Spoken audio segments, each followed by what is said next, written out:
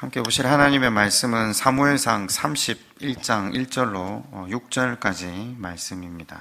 제가 읽어드리겠습니다. 블레셋 사람들이 이스라엘을 치매 이스라엘 사람들이 블레셋 사람들 앞에서 도망하여 길보아 산에서 엎드러져 죽으니라. 블레셋 사람들이 사울과 그의 아들들을 추격하여 사울의 아들 요나단과 아비나답과 말기수아를 죽이니라.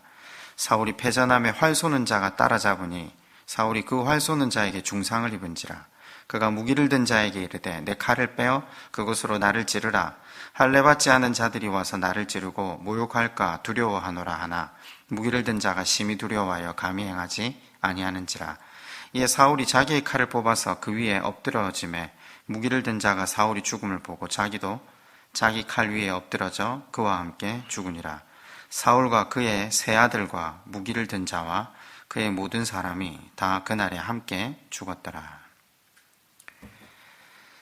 오늘 은혜 받은 자 사울이라는 제목으로 세 번째 사울의 신앙의 여정을 다시 살펴보고 있습니다. 31장은 그의 마지막 모습입니다. 세 번에 걸쳐서 사울의 신앙의 여정을 살피는 이유는 사울의 신앙의 여정이 우리의 여정과 너무 많이 닮아 있기 때문이죠.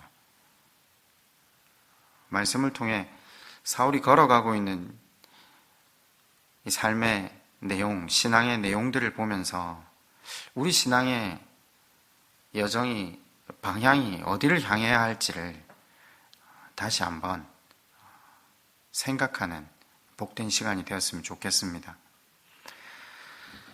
사울은 하나님을 사모했던 사람입니다. 성경을 꼼꼼하게 읽어보면 사울은 매사 하나님께 물었던 사람입니다. 어쩌면 다윗보다 더 간절하게 하나님의 뜻을 묻고 또 물었던 사람 중에 한 명이 사울입니다. 지난 시간 살펴보았듯이 인생이 답답해지자 사무엘 귀신을 불러서라도 하나님의 뜻을 구했던 사람이 사울 왕 아니었습니까? 모든 것을 하나님의 뜻인가 아닌가를 묻기를 맞이해 않았던 사람.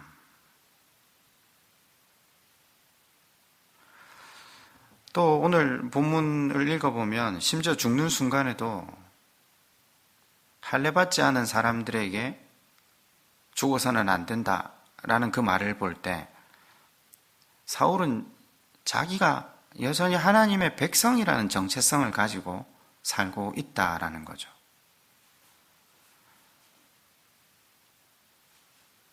자신은 하나님의 백성이라고 생각했지만 아시다시피 사울은 하나님의 다스림과 통치 아래 살아가지 않고 자기가 자기를 다스린 사람이었다. 그게 핵심 아니었습니까?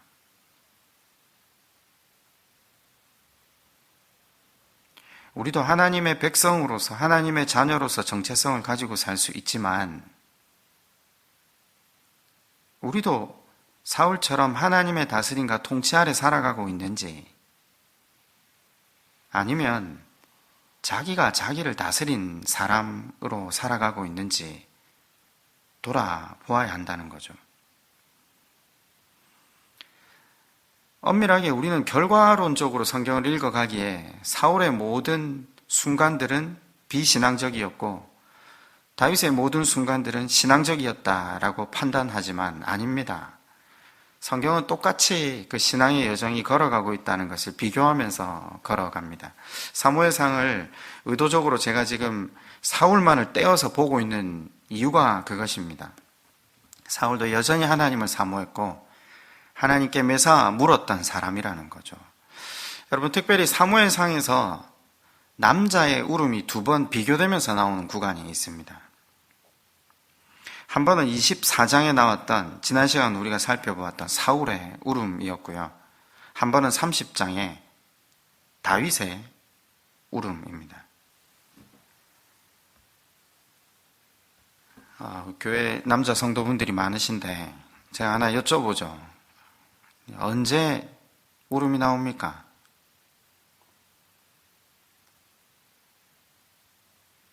이정현 목사님 언제 울음이 나옵니까?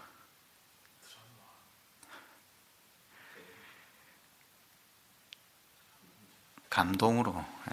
사실 남자들은 감동해서 잘 울지 않죠. 성경을 소설 읽듯 읽지 말고 현실 세계에서 우리가 살아가는 그대로 보아야 하지 않습니까? 두 사람의 울음이 무엇 때문에 웁니까? 먼저 우리가 지난 시간 살펴본 대로 사무엘상 24장 16절을 보면 사울이 우는 이유를 밝힙니다. 다윗이 사울에게 이같이 말하기를 마침에 사울이 이르되 내 아들 다윗아 이것이 내 목소리냐 하고 소리를 높여 울며. 방금 전까지 3,000명을 대동해서 이잡듯이 다윗 하나를 죽이려고 온 이스라엘을 헤집고 다녔던 사울이 왜 다윗의 목소리를 듣자 말자 그냥 눈물을 흘리는 것도 아니라 소리를 높여 울까요? 소리를 높여 울었다라는 표현을 쓰는 건요, 대성통곡했다라는 표현입니다. 부모님이 죽지 않았는데 왜요? 지난 시간 설명드린 대로 방금 자기가 죽음의 문턱 앞에 섰었다는 사실을 다윗의 대사를 통해 깨달은 거죠. 다윗의 대사를 통해 그가 정확하게 깨달은 건 뭡니까? 하나님께서 다윗을 통해 은혜를 베푸셨다는 것을 깨달은 겁니다. 그럼 은혜의 감동을 받아서 울었다고요? 아닙니다. 아닙니다. 은혜의 감동을 받아서 운 게 아닙니다. 성경은 소리 높여 울었다라고 기록합니다. 왜 울었을까요? 사무엘상 30장에 굉장히 비슷한 남자의 울음이 또 나옵니다. 30장 1절로 4절을 제가 한번 읽어드릴게요. 다윗과 그의 사람들이 사흘 만에 시글락에 이른 때에 아말렉 사람들이 이미 네겝과 시글락을 침노하였는데 그들이 시글락을 쳐서 불사르고 거기에 있는 젊거나 늙은 여인들을 한 사람도 죽이지 아니하고 다 사로잡아 끌고 자기 길로 갔더라. 다윗과 그의 사람들이 성읍에 이르러 본즉 성읍이 불탔고 자기들의 아내와 자녀들이 사로잡혔는지라. 다윗과 그의 함께한 백성이 울 기력이 없도록 소리를 높여 울었더라. 블레셋이 이스라엘로 침공을 시작할 때 자기 휘하에 있었던 다윗을 불러다가 전쟁을 시키려 했지만 아기스의 신하들이 혹여 다윗을 내어보냈을 때 저가 우리에게 적이 될 수 있다라고 충고했을 때 다윗을 다시 자기 본진 성읍 시글락으로 돌려보냅니다. 근데 마침 아말렉 군대가 와서, 아말렉 군이라고 하긴 그렇죠. 이 사람들은 거의 산적 수준이었으니까요. 다음 시간에 또 살펴보겠지만 성읍을 불태우고 아내와 자녀들을 사로잡아 가버립니다. 자, 봅시다. 그래서 옵니다. 자기의 소유와 가족들을 빼앗김으로 슬퍼했다. 그 아픈 마음에 우선은 본문을 보면서 주목할 수 있습니다. 그런데 한번 생각해 봅시다. 한번 생각해 봅시다. 여러분 같으면 울겠습니까? 복수하려고, 아니면 빼앗긴 것을 다시 되찾으려고 달려가겠습니까? 근데 지금 본문은 울었다라고 합니다. 그것도 울 기력이 없을 때까지 소리를 높여 울었다라고 표현을 합니다. 무슨 말인가? 그냥 마음에 감동을 입어서 혹은 마음이 아파서 그렇게 운 수준의 울음이 아니라는 걸 본문은 기록하고 있는 겁니다. 제가 말씀드리고자 하는 건 사울의 울음이나 다윗의 울음이 다르지 않다라는 겁니다. 무슨 말인가? 우리가 언제 웁니까? 언제 기력이 닿을 때까지 웁니까? 언제 하나님 앞에 처절하게 웁니까? 받아들이기 힘든 사건이 일어났을 때 우선은 그 상황 때문에 슬퍼하며 울 수도 있습니다. 그러나 인생이 정말 절망하고 더 슬퍼지는 순간이 있죠. 그 일의 원인을 돌아보는 순간입니다. 사실 그렇지 않습니까? 문제가 발생하면 인간은 본능적으로 자기 자신을 되돌아보는 존재입니다. 사울도 다윗도 자기 자신을 되돌아본 겁니다. 다윗은 지금 적국의 자기를 의탁하고 있는 상황이잖아요. 일전에 하나님께서 너는 이스라엘의 왕으로 기름 부음을 받았으니 너가 있어야 할 곳은 이스라엘이라고 갓 선지자를 통해 되돌아 보냈던 사람 아닙니까? 그런데 그 이후에 다윗이 3년 이상을 기도하지 않습니다. 가드로 다시 내려가는 일을 당행할 때도 성경은 그가 기도했다고 기록을 하지 않습니다. 그 이후로 그가 한 일이라고는 거짓말로 계속해서 상대방을 속이고 방금 전에는 동족을 치려고 전쟁에 나가기까지 했다. 그런데 돌아와 보니까 청천벽력 같은 일이 발생한 겁니다. 절망스러운 일 앞에 이제까지 신앙인답지 살지 못했던 자기 자신, 이 모든 결과가 자기의 추함과 형편없는 모습, 그 때문이라는 그 사실을 대면했을 때 울 기력이 없을 때까지 오는 겁니다. 당연히 이 울음 안에는 회개가 포함되어 있다는 것은 응당 바른 해석 아니겠습니까? 사울이 마찬가지로 웁니다. 사울은 24장 17절에 회개를 덧붙입니다. 다윗에게 이르되 나는 너를 학대하되 너는 나를 선대하니 너는 나보다 의롭도다. 내가 나 선대한 것을 오늘 나타내셨나니 여호와께서 나를 네 손에 넘기셨으나 내가 나를 죽이지 아니하였도다. 사실 사울의 신앙 고백은 너무나도 정확합니다. 자기가 어떤 지경에 처해 있는지를 너무나 선명하게 아는 겁니다. 하나님께 버림받았다는 사실을 알고 있습니다. 자신을 다윗의 손에 붙이신 그분의 일하심 앞에 단식과 절규로 나아가고 있는 거죠. 사실 다윗의 고백도 그렇지만 사울의 고백을 두 가지로 정의해보면 항복이고 축복입니다. 사울이 회개하면서 다윗을 축복하지 않습니까? 하나님 앞에 자신의 죄인됨을 인정하고 나아가 상대방을 축복합니다. 둘 다, 그러니까 사울도 다윗도 실수와 실패를 거듭했던 사람들입니다. 그래서 중간중간에 하나님께서 베푸시는 은혜 앞에 둘 다 울고 둘 다 절규하고 둘 다 회개했습니다. 문제는 다윗은 하나님의 다스림과 통치 아래 살아가기 위해 하나님 더 알고 하나님과 관계를 맺기 위해 노력했다면 사울은 자신이 자기의 삶을 다스리며 살아가기를 포기치 않았다는 차이밖에 없습니다. 여러분은 어떻습니까? 누가 여러분의 삶을 다스리고 계십니까? 우리가 이번 주 고난주간 한 주간 숙제를 하나 내어드렸죠.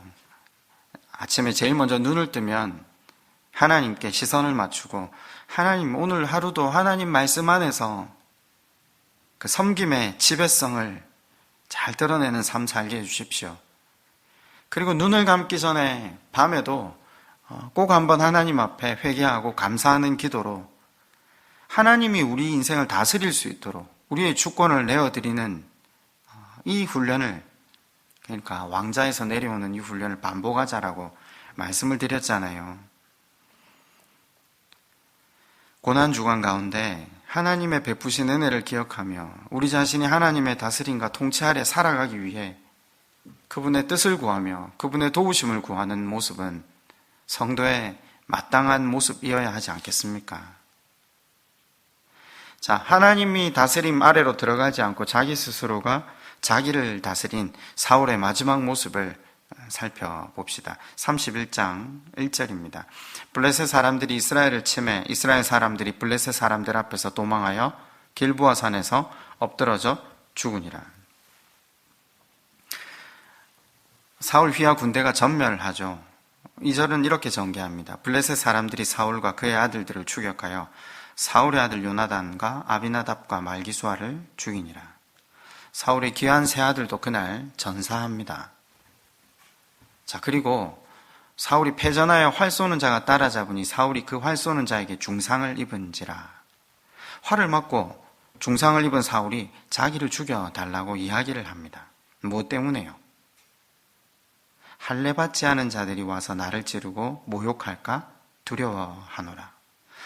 무슨 말입니까? 자기는 하나님의 백성인데 그렇지 않은 세상 사람이 자기를 죽이는 수치를 당해서는 안 된다라는 겁니다.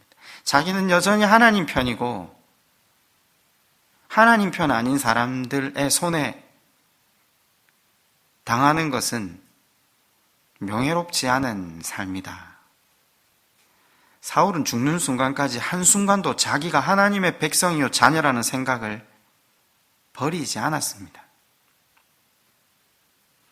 그러나 하나님의 다스림 가운데 살지 않았을 때 사울의 마지막이 어떻게 끝난다라고 성경이 밝히고 있습니까?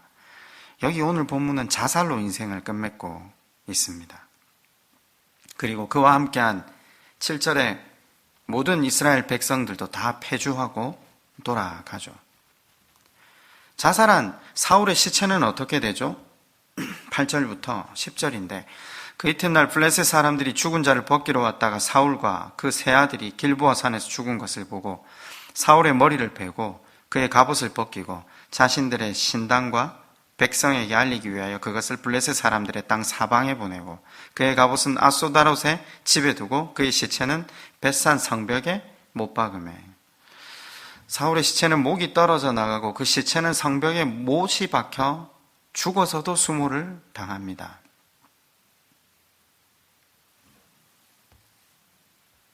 상황이 종결된 겁니다. 다 끝났습니다.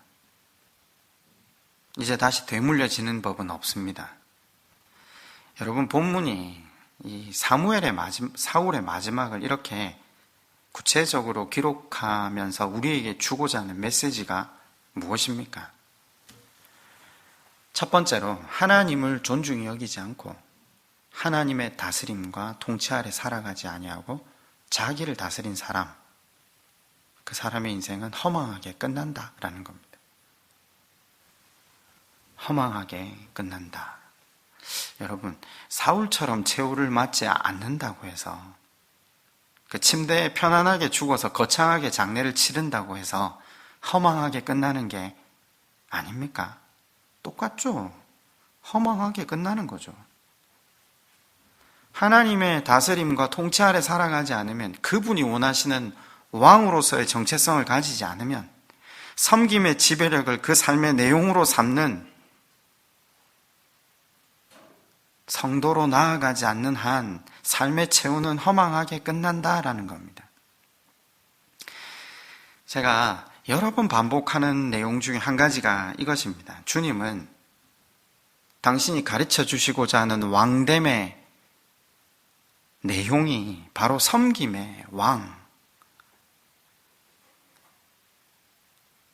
그런데 교회가 가르치는 주의 자녀됨의 권세, 그의 백성으로서 누리는 권세, 그가 세우신 왕으로서 누리는 권세가 어떻게 가르쳐집니까? 세상 사람들 못지않게 그들과 대등한 모습으로 살고 무시당하지 않고 자녀들이 잘 되고 내 생업이 번성해야 된다라고 배우지 않습니까? 그래서 더 영향력 있고 능력 있는 삶으로 나아가야 한다라고 배우지 않습니까? 만약에 그 삶으로 나아가지 못하면 우리의 기도가 쌓이지 않아서, 우리가 더 헌신하고 더 봉사를 하지 못해서, 그러니까 반대로 기도를 쌓고 헌신하고 봉사하면 하나님이 복 주신다라고 이야기를 하지 않습니까? 사실 세상 사람들이 추구하는 성공, 내일의 안정, 기독교인들은 거기다가 그저 하나님 한 분 섬기는 것을 플러스한 것 이외에 다른 게 없다면 실은 기독교가 과연 세상 사람들이 추구하는 더 나은 내일을 추구하는 면에서 뭐가 다르죠? 그들보다 더 나은 환경과 상황을 맞이하기 위해 종교로 기독교를 변질시킨 이 교육에 대해서 생각을 좀 해보아야 하지 않습니까?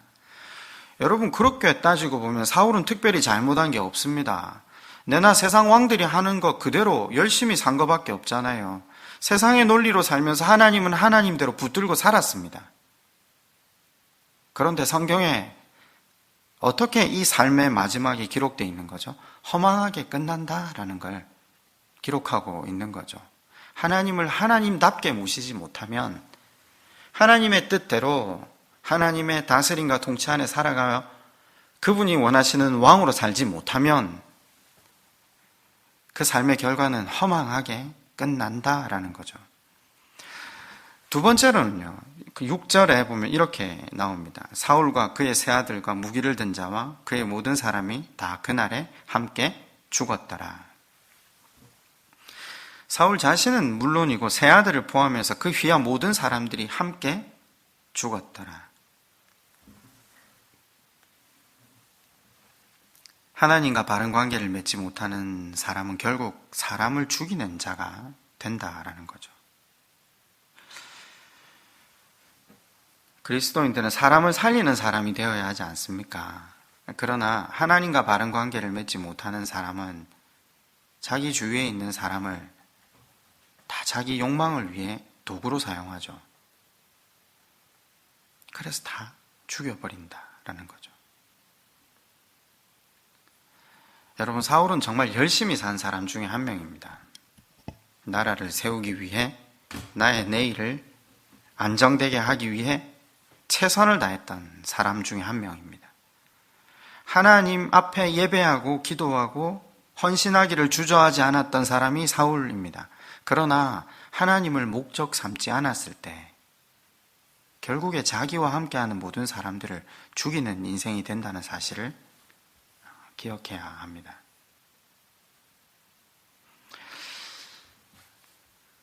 제가 좀 곁길로 빠져서 엉뚱한 질문을 하나 해볼까요? 안 그래도 주중에 지난주에도 제가 설교를 하고 나서 몇 번 질문을 좀 받았는데 같은 범주에서 한번 생각을 해볼 문제다 싶어서 잠시 한번 빠졌다가 다시 한번 돌아오죠. 요나단은 착하잖아요. 하나님 말씀대로 살기를 주저하지 않았던 사람 아닙니까?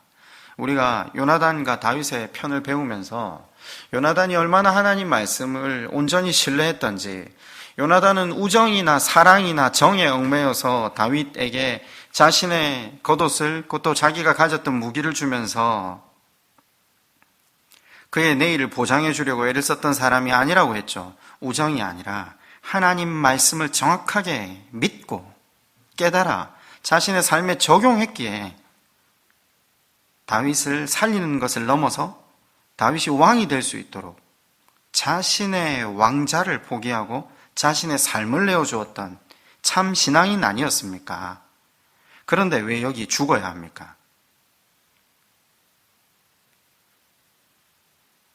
다시 한번 제가 질문해 볼까요? 끝까지 하나님 앞에 정도를 걷기 위해서 살았던 주기철 목사님, 왜 죽어야 합니까?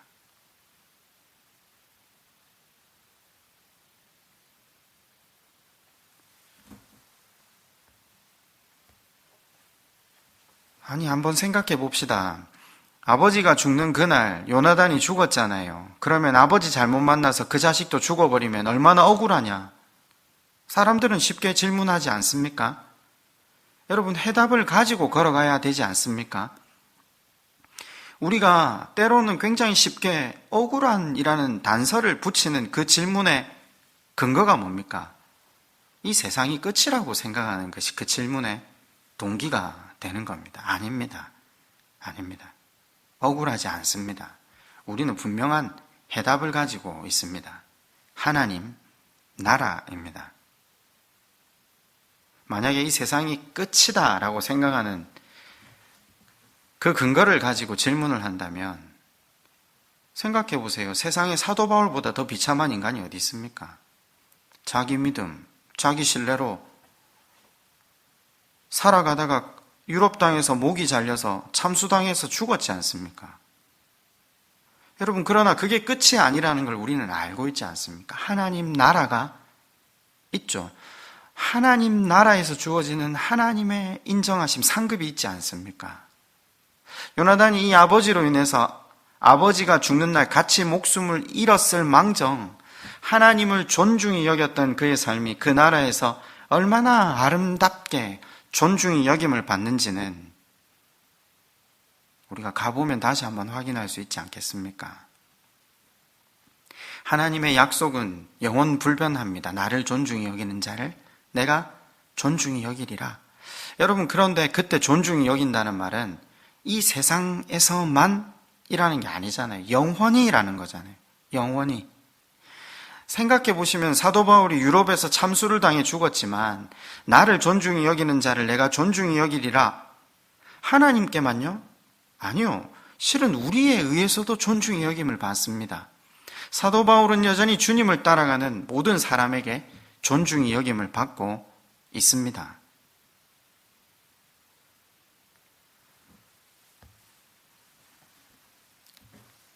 여러분, 하나님 나라로 부르시고 하나님 나라에서 누리게 하시는 그 영화는요, 이 땅에서 우리가 누리는 영화와는 상대가 안 되겠죠. 그 약속하신 그 영화를 그들에게 입혀주심을 보아야 합니다. 그때 우리의 의문이 해소되지 않겠습니까? 믿는 자에게 있어 모든 해답은 궁극적으로 영원한 하나님 나라 속에서 찾아지는 겁니다. 자, 우리가 역사서를 보는 기준이 무엇이라고 했습니까? 제가 일전에 한번 말씀을 드렸는데, 하나님을 존중히 여기는 자를 하나님께서 존중히 여기고 나를 멸시하는 자를 내가 경멸히 여기리라. 여러분, 하나님의 말이 어떤 뉘앙스로 들리십니까? 구약에서 하나님께서 하신 말씀을 하나님의 본심을 잘 모르는 사람들은 항상 하나님은 공의의 하나님, 심판의 하나님이라는 표현을 자주 씁니다. 그렇죠. 그 말이 틀린 건 분명히 아닙니다. 하나님의 속성을 이야기할 때 우리는 어떻게 하나님을 표현하죠? 공의의 하나님, 그리고 은혜의 하나님, 이렇게 부릅니다. 그러나 구약을 살펴보는 많은 사람들이 쉽게 이야기하죠. 하나님을 공의의 하나님. 제가 아까 질문을 하나 던지고 그 질문에 대해서 정리를 했지만 여러분이 또 이해하실 수 없는 부분들이 있잖아요. 도획 같은 경우에 아비멜렉 제사장 가문 전체를 처단했는데 하나님께서 그 일을 허락하신 이유가 뭔가? 다윗을 도왔는데 억울하게 그 제사장만 죽은 게 아니라 제사장 가문 전체가 멸함을 받잖아요. 우리는 쉽게 생각합니다. 선한 일을 도모했는데 이토록 억울한 일을 과연 하나님께서 허락하실 수 있는가? 여러분, 하나님이 공의의 하나님이시잖아요. 한번 생각해 보세요. 일단 분명히 하나님은 그 죄값을 치르게 하시는 하나님이십니다. 그 면에서는요. 이 약속은 불변한 겁니다. 엘리 가문이 그 하나님 앞에 돌이키라고 저주를 받을 때 네 가문의 사람들이 지금 어떻게 교육을 시키고 있고 어떤 삶의 방향을 살아가고 있기에 너 가문에는 반드시 내 저주가 끊이지 않을 것이라고 표현을 하십니다. 무슨 말이죠? 그런 삶의 방식을 고수하지 말고 돌이키라는 엘리에게 하나님의 구애였잖아요. 그러나 엘리 가문은 돌이키지 않았습니다. 기득권층으로서 지금 말씀을 맡은 자들이 교회를 세습하고 교회의 많은 문화들을 자기 원하는 대로 이끌고 가듯 엘리 가문도 그 길을 걸었기 때문에 그 휘하의 모든 사람들이 하나님의 그 오랜 기다리심에도 불구하고 돌이키지 않았다라고 보는 것이 가장 정확한 성경 해석입니다. 쉽게 말하면 하나님은 공의의 하나님이라고 말하지만 우리가 사울왕을 보면 이해가 쉽지 않습니까? 너가 나를 존중히 여기는 삶 살지 않고 너가 세상의 논리를 따라 살면 내가 너를 버리겠다. 하나님이 말씀하시잖아요. 그런데 그 말씀을 하시고 사울이 몇 년을 이스라엘을 통치합니까? 하나님 몇 년을 기다리십니까? 무려 40년입니다. 왕이 된 초기에 사울은 금세 변질했지 않습니까? 그리고 선지자 사무엘을 통해서 수도 없이 반복하지만 사울은 돌아오지 않습니다. 그러나 하나님께서 그렇게 긴 유예 기간을 두시고 그로 하여금 돌이킬 수 있는 기회를 주셨음에도 불구하고 사울은 자기 갈 길을 걸어가지 않습니까? 네, 하나님의 심판이 있었다라면요, 적어도요 하나님이 얼마나 오랫동안 기다리셨는가를 돌아보셔야 합니다. 그렇다면 지난번 말씀드린 대로 아브라함의 기도는 틀린 겁니다. 하나님 이 성에 의인이 있으면 하나님 이 성을 멸하지 말아 주십시오. 여러분 한번 생각해 보세요. 하나님께서 심판하시겠다고 결정하셨다면 이미 오래전부터 하나님이 얼마나 그 인생들을 향해서 애가 타시는 분이신데 결정을 하셨다면 그 결정은 번복될 수 없는 정확한 하나님의 공의가 흘러 넘치는 결정이라는 사실을 보아야 합니다.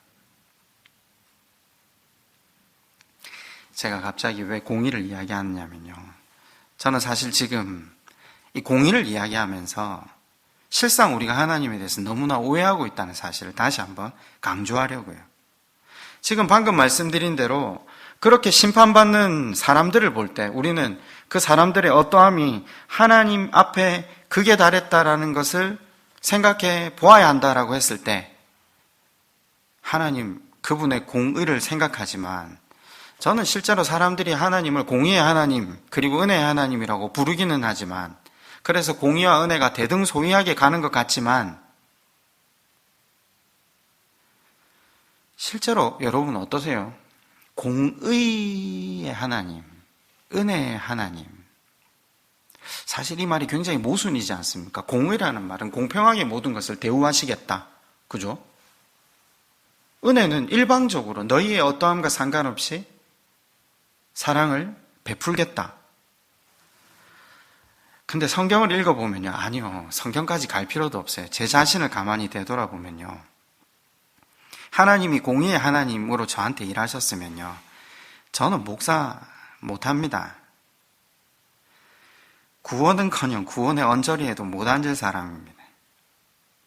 공의를 기준으로 하면 하나님의 백성, 하나님의 자녀, 꿈도 못 꿀 사람입니다.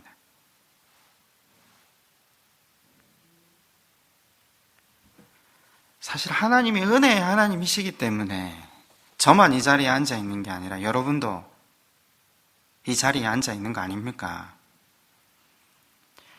우리가 창세기를 살펴봤잖아요. 우리가 아브라함을 통해 얼마나 큰 위로를 받았습니까? 아, 이 사람은 기본적으로 인격이 안 된 인간이구나. 거짓말을 서슴없이 하는 인물. 자기 그 늙은 육신의 아내를 위해 아내를 사지로 내모는 인격을 가진 인간. 긴 세월 하나님의 은혜를 누리고 또 누리고 체험하고 그 하나님의 사심과 전능하심을 배운 아브라함이 자식의 눈이 멀어서 자식 얻으려고 하나님 원치 않은 방법을 택해서 하나님과 무려 13년간이나 대화 없이 살았던 사람이 아브라함 아닙니까? 그마저도 그가 먼저 하나님을 구했다? 아닙니다. 하나님이 13년 만에 답답하셔서 먼저 나타나셔서 내가 전능한 하나님이라고, 내가 그렇게 믿어지지 않든 하나님이 그 관계를 먼저 회복시키셨던, 여러분 그때 아브라함은 그냥 그 지가 낳은 애 보면서 행복해하며 이게 하나님이 주신 복이라고 착각하며 찬양하며 살았던 사람 아닙니까? 아니 생각해보면요, 2번이나 자기 목숨 건지려고 아내를 팔았을 때 하나님이 공의의 하나님이셨습니까? 하나님은 아비멜렉 왕에게, 파라오 왕에게 가셔서 너가 죄를 지었다 지적하시고 그의 아내를 돌려줘라 하십니다. 그런데 그 순간에도 아브라함의 죄를 지적하시지 않고 오히려 아브라함으로 하여금 기도를 받게 하시고 금은보화를 받아 집으로 돌아가게 하시죠. 어떻게 하나님이 공평한 하나님입니까? 어떻게 하나님이 공의의 하나님입니까? 편애하시는 하나님이죠. 은혜의 하나님이죠. 물론 저는 하나님이 공의의 하나님이라는 걸 틀렸다라고 이야기하려고 하는 게 아닙니다. 우리는 자주 하나님을 공의의 하나님과 은혜의 하나님으로 대등하게 보려고 하는데 실제로는 그 공의라는 개념을 둘러싸고 있는 엄청나게 큰 원이 은혜라는 사실을 볼 수 있어야 한다라는 거죠. 우리 모두는 그 은혜의 덕에 여기 앉아 있는 거죠. 여러분, 그러면 우리가 하나님 앞에 보여야 할 삶의 태도는 무엇이죠? 자, 봅시다. 그래서 하나님 앞에 이스라엘 사람들은 율법을 지키자, 예배를 사수하자, 헌금을 열심히 하자, 봉사를 열심히 하자. 자, 그때 하나님이 뭐라고 하셨죠? 나는 제사를 원치 않고 순종을 원한다. 아니, 하나님 앞에 예물 드리고 제사 드리고 기도하고 헌신하고 봉사하는 게 가장 큰 순종 아닙니까? 이건 종교적인 거죠. 겉모습이죠. 이게 필요 없다는 게 아니라 하나님이 본질적으로 원하시는 순종이 뭐죠? 우리는 기독교 용어로 이걸 자기 부인이라고 합니다. 자기 부인이 뭡니까? 사랑받았으니까 묻지도 따지지도 말고 사랑해라는 겁니다. 하나님이 우리의 죄가를 묻지도 따지지도 않고 자기 자신을 스스로 죽이심으로 해결해 주셨잖아요. 당연히 우리가 그분 앞에 행해야 될 것은 그분의 말씀하신 규례를 지키는 것, 그러니까 그 본질인 사랑의 삶을 사는 것, 섬김의 사람이 되는 것, 그것이 아니겠습니까? 하나님이 사울에게 말씀하신 게 이겁니다. 너 울지만 말고, 너 고백만 멋지게 하지 말고, 너 계속해서 나에게 나와 기도만 하지 말고, 예배만 드리고 예물만 바치지 말고, 그런 사람, 그러니까 그 받은 사랑으로 사람을 사랑하는, 사람을 섬기는 왕이 되지 않을래?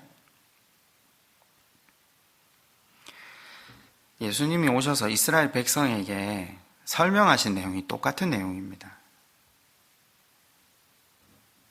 근데 유대인들은 선민의식, 왕으로서의 정체성을 가지고 있었잖아요. 우리는 그런 왕 못 되겠다는 겁니다.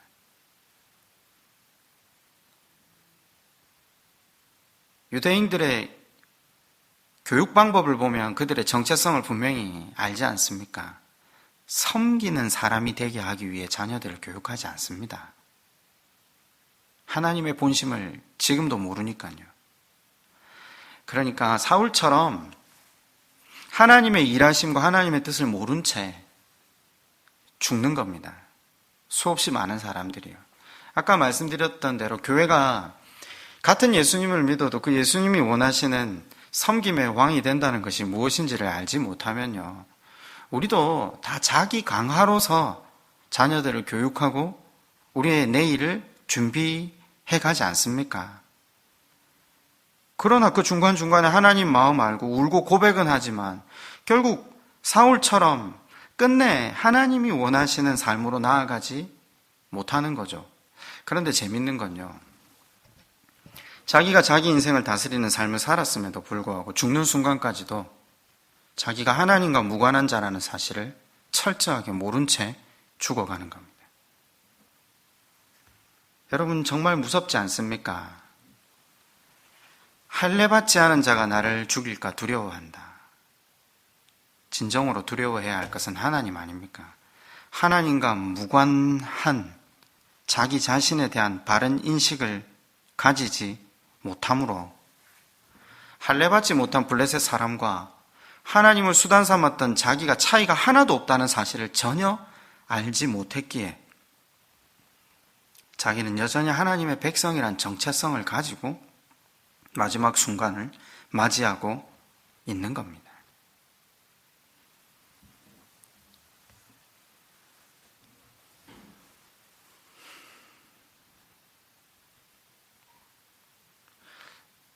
사람들이 교회를 다니면서 그런 말을 아주 쉽게 합니다. 교회는 다니지만 성경을 잘 모릅니다. 교회는 다니지만 하나님을 잘 모릅니다. 우리가 더욱 하나님을 바르게 아는 일이, 하나님을 바르게 아는 것이 왜 영생이라고 성경이 표현하는지를 다시 한번 고민해 봐야 되지 않겠습니까? 여러분, 사무엘상 그림을 전체로 한번 마지막으로 그려보고 말씀을 맺으려 합니다.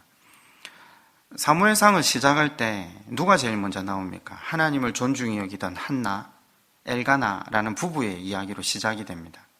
그리고 그 다음은 하나님을 전혀 존중히 여기지 않는 엘리 제사장, 그리고 두 아들의 이야기가 이어서 나옵니다. 그리고 사울, 처음에 하나님 앞에 겸손하게 하나님을 쫓았던 모습, 그리고 동시대 다윗이 같이 살아가는데 하나님을 사모하며 하나님을 존중히 여기는 삶.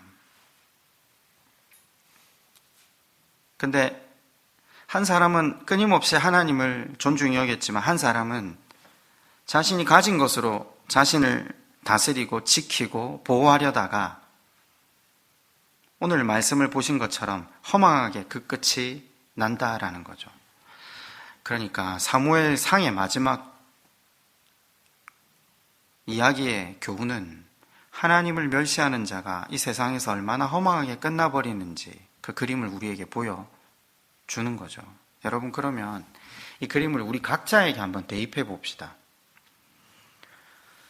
방금 말씀드린 이 사람들 중에 한 사람이 우리일 수 있잖아요. 예를 들어서 우리가 그 사람들 중에서 기도를 할 때는 한나일 수도 있고요. 간절하게. 또 혹은 하나님 앞에 겸손하게 나아갔을 때 그 모습인 사울일 수도 있고요. 또 하나님 앞에 기도를 잊어버렸던 다윗처럼 살아갈 수도 있고요. 또 하나님의 은혜를 받아 높은 자리에 올랐지만 하나님과 무관한 삶을 살았던 엘리일 수도 있잖아요. 그런데 그 중에 한 사람일 수도 있지만 다르게는요, 이 한 사람 한 사람의 인생 자체가 전부 우리 인생의 일생일 수도 있다는 사실입니다. 무슨 말인가? 내가 20대는 한나처럼 살았는데 30대는 사울처럼 살다가 40대는 다윗처럼 하나님을 존중히 여기다가 또 살만하니까 사울처럼 다시 내 중심으로 돌아갔다가 또 왔다가, 이게 우리 인생일 수 있다라는 거죠. 여러분, 왜 사무엘상 31장 마지막에 이 허망하게 끝나 자살로 끝나버리는 한 인생을 우리에게 보여주시는 이유가 뭡니까? 우리 겁주기 위함입니까? 아닙니다. 너희들 이렇게 어리석은 자가 되지 말라는 겁니다. 정말 너희들 삶을 아름답게 가꾸는 자가 되라는 거죠. 어떻게 해요? 여러분, 기독교는 절대 자력 종교가 아닙니다.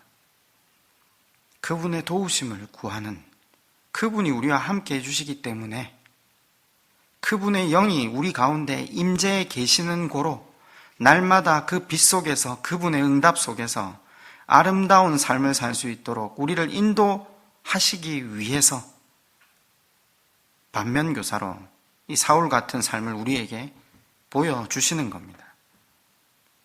여러분, 이 한 주간 하나님께 시선을 맞추고 그에게 도우심을 구하며 간구하며 회개하며 감사함으로 나아가 다윗처럼 하나님의 다스림과 통치 아래 살아감으로 하나님의 기쁨이 되시는 저와 여러분 되시기를 주님의 이름으로 축원드립니다.